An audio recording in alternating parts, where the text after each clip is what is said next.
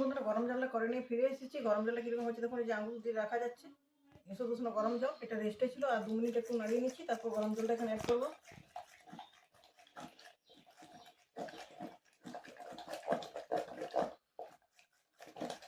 দেখুন এই পর্যায়ে ঘি দানাগুলো অনেকটা ঘন হয়ে এসেছে, বড় বড় হচ্ছে। এবার দিয়ে দিচ্ছি 100 উষ্ণ গরম জলটা আস্তে আস্তে। যেহেতু এখানে ঘি আর দই সব মিশে অনেকটা ঘন হয়ে আছে, জল অ্যাড না করলে উপরে ভেসে উঠবে না। সকালে ঠান্ডা, এই জন্য একটু গরম জল লাগছে। যদি দুপুরবেলা বা বিকেল দিকে করেন তখন বেশি ঠান্ডা জল ব্যবহার করবেন। অপেক্ষা করুন, দেখুন কিছুক্ষণ পর আস্তে আস্তে সমস্ত ননিটা উপরে উঠে যাবে।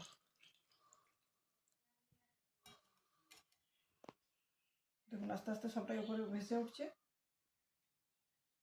আমি একটা লোহার কড়াই নিয়েছি। অ্যালুমিনিয়াম কড়াই নিলে কী হয়ে পুড়ে যায়। এই কড়াইটাতে আমি ননিটা তুলবো, কারণ এটাতেই আমি ঘিটা তৈরি করব।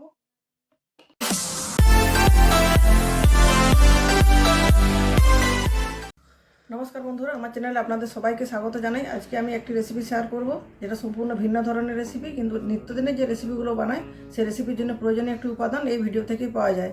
তো বন্ধুরা, আমি কি বানাবো আপনারা হয়তো বুঝতে পারছেন বা কেউ পারছেন না। আমি বলেই দিই, আজকে আমি বানাবো ঘরোয়া পদ্ধতিতে ঘি।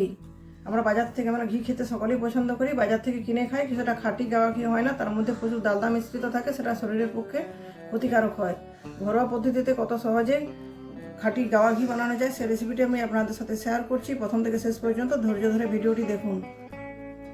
তো দেখুন বন্ধুরা, একটা যে ছোটো হাঁড়ি নিয়েছি, এই হাঁড়িতে আমি 5 দিনের দুধের যে শর্টটা হয়, মালাইটা, সেটা তুলে রেখেছিলাম। এর মধ্যে দিয়ে দিয়েছিলাম একটু টক দই। পরে এটা এই যে হাতের একটা যন্ত্র আছে, এটাকে মথনি বলা হয়। এটা হাত দিয়ে আমি এটা এইভাবে,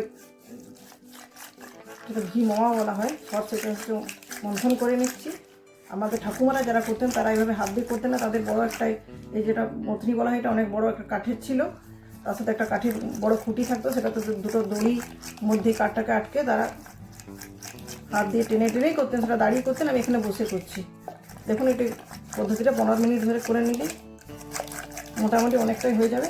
বাকিটা আবার দেখাচ্ছি পরে। দেখুন বন্ধুরা, ফিরে এলাম 15 মিনিট পর। 15 মিনিটের মধ্যে দেখুন আমার ঘিয়ের অংশ অনেকটা দেখা দিয়েছে। এটা একটু রেস্টে রেখে দিচ্ছি। যেহেতু এখন ঠান্ডা আছে, একটু ঈষৎ উষ্ণ গরম জলের প্রয়োজন হবে। সেই গরম জলটা করে নিয়ে আমি ফিরে আসছি। বন্ধুরা, গরম জলটা করে নিয়ে ফিরে এসেছি। গরম জলটা কীরকম হচ্ছে দেখুন, এই যে আঙুল দিয়ে রাখা যাচ্ছে। ঈষৎ উষ্ণ গরম জল, এটা রেস্টে ছিল। আর 2 মিনিট একটু নাড়িয়ে নিচ্ছি, তারপর গরম জলটা এখানে অ্যাড করবো।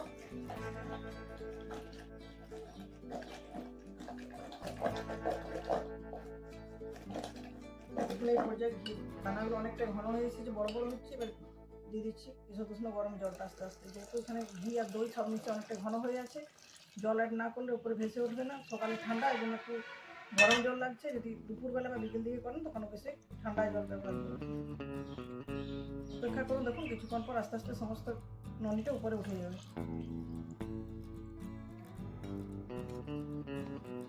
দেখুন আস্তে আস্তে সবটাই উপরে ভেসে উঠছে। আমি একটা লোহার কড়াই নিয়েছি। অ্যালুমিনিয়াম কড়াই নিলে কী হয়ে পুড়ে যায়। এই কড়াইটাতে আমি ননিটা তুলবো, কারণ এটাতেই আমি ঘিটা তৈরি করবো। এরপর আস্তে আস্তে হাত দিয়ে ননিটা তুলে নিচ্ছি কড়াই।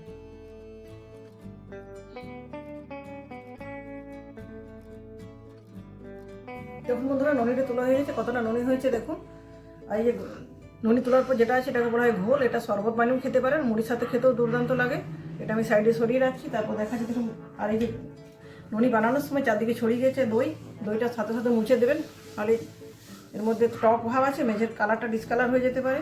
যে ননি নিচ্ছি, ননিটার মধ্যে পুরো ননি নেই, কিছু দইয়ের অংশ রয়ে গেছে। জল দিয়ে ভালোভাবে ধুয়ে নেবো। ততক্ষণ পর্যন্ত ধুবো যতক্ষণ না জলের কালারটা পুরোপুরি পরিষ্কার। দেখুন এখনও দুধের অংশ বা দইয়ের অংশ আছে, এই জন্য সাদা হয়ে যাচ্ছে। বারবার ধুয়ে এটা পরিষ্কার করে নিয়ে ফিরে আসছি। ধরো 8-10 বার জল পাল্টে ধুয়ে ঝাঁকটা ফেলে দিয়েছি এবং আসল ননিটা নিয়ে এসেছি। চলুন এবারে গ্যাসের ওভেনে বসিয়ে দিয়ে আস্তে আস্তে ঘিটা তৈরি করে নেবো। বন্ধুরা, এবার ঘিটা তৈরি করে নেবো। এই জন্য গ্যাসটা জ্বেলে দিয়েছি লো টু মিডিয়াম হিটে। প্রথমে এটা ননিটা গলিয়ে নিচ্ছি, তারপর গ্যাসের ফ্লেমটা একদম লোতে দিয়ে দেবো।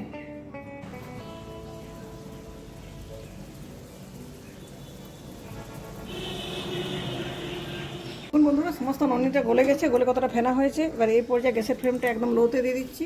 লোতে রেখে দিচ্ছি 20 মিনিটের মতো। ফিরে আসছি 20 মিনিট পর। দেখুন বন্ধুরা, ফিরে এলাম 20 মিনিট পর। 20 মিনিট সময়ের মধ্যে ঘিটা আমার পুরোপুরি তৈরি হয়ে গেছে। ননিটা গলে যাওয়ার পর ঘি যতক্ষণ তৈরি হয়েছিল, সেই প্রসেসে গ্যাসের ফ্লেমটা আমি একদম লোতে দিয়ে দিয়েছিলাম। কেননা যতই আমি ননিটা ধুয়ে পরিষ্কার করি, কিছু তো এক্সট্রা পার্ট থেকে যায়। যেহেতু 4-5 দিনের মালাইটা রাখা হয়, এটা টক একটু বেশি হয়ে যায়, সেখানে ফটফট আওয়াজ করার সময় গায়ে ঘি লেগে গিয়ে পুড়ে যেতে পারে। এই জন্য গ্যাসের ফ্লেমটা সবসময় সেই সময় লোতে রাখবেন। আমার ঘিটা পুরোপুরি তৈরি হয়ে গেছে, তো গ্যাসের ফ্লেমটা অফ করে দিচ্ছি। এটা ঠান্ডা হয়ে যাক, তারপর একটা ছাঁকনির সাহায্যে সেঁকে একটা কাচের বয়ামে ঘিটা আমি রেখে দেবো। দেখুন বন্ধুরা, ঘিটা আমার পুরোপুরি ঠান্ডা হয়ে গেছে। এবার একটা কাচের আমি জার নিচ্ছি, জারের উপর দিয়েছি একটু কাপড়। আমি একটা রঙিন কাপড় নিচ্ছি, আপনি চাইলে সাদা কাপড়ও নিতে পারেন। একটা ছোট্ট গাডার দিয়ে মুখটা এঁটে দিচ্ছি, আস্তে আস্তে ঘিটা এর মধ্যে ঢেলে নিচ্ছি। কাপড়টা দেওয়ার কারণে ঘিয়ের মধ্যে যদি কোনো এক্সট্রা পার্ট থাকে সেটা কাপড়ের উপরে রয়ে যাবে, ঘিটা ফ্রেশ জারের মধ্যে চলে যাবে। বন্ধুরা, ঘিটা আমার ছাকা হয়ে গেছে এই কাপড়ের ছাঁকনির সাহায্যে। এটা খুব সুন্দর একটা ঘিটা ছাকার সাথে সাথে ফ্লেভার আসছে। আগেও ফ্লেভারটা উঠছিল যখন ঘিটা তৈরি হচ্ছিল। কালারটা তখন কি দুর্দান্ত হয়েছে। আমি একটু ঘিটা একটু পোড়া পোড়া করেছি, সরষের তেলের মতো কালার লাগছে। আমরা ঘি সকলে খেতে পছন্দ করি, ভাত লুচি সব কিছুই। ভাতের সাথে আমরা ঘি খাই, গরম গরম ভাতে লুচি বা পরোটা বানাই ঘি দিয়ে, আবার গরম গরম রুটির সাথেও ঘি মাখিয়ে খেতে দুর্দান্ত লাগে। আমরা সকলে ঘি খেতে পছন্দ করি। তো বন্ধুরা, বাজার থেকে না কিনে খেয়ে এবার অবশ্যই বাড়িতে ঘি বানাবেন। আর এই যে মাখন, ঘি তৈরি করার আগে মাখনটা তৈরি করে, এটা ভগবান শ্রীকৃষ্ণের খুব পছন্দের রেসিপি। এই জন্য তাকে মাখন চড়া বা ননি চড়া বলা হয়। সামনে আসছে ভগবান শ্রীকৃষ্ণের দোল উৎসব। দোল উৎসবের আগে অবশ্যই আপনারা এইভাবে ভগবানের পছন্দের মাখন বাড়িতে বানান এবং বানিয়ে ঘি তৈরি করুন। বন্ধুরা, আমার রেসিপিটি যদি আপনাদের ভালো লাগে অবশ্যই লাইক, শেয়ার এবং কমেন্ট করে জানাবেন। আমাকে এগিয়ে যেতে সাহায্য করার জন্য চ্যানেলটি সাবস্ক্রাইব করে পাশে থাকবেন, পরে যখন নতুন কোনো ভিডিও বানাবো তার আপডেট আপনাদের কাছে গিয়ে পৌঁছবে। আজকের মতো এই পর্যন্ত, পরের দিন দেখা হবে নতুন কোনো রেসিপির সাথে। ভালো থাকুন, সুস্থ থাকুন, সুরক্ষিত থাকুন, আনন্দে মেতে উঠুন। ধন্যবাদ।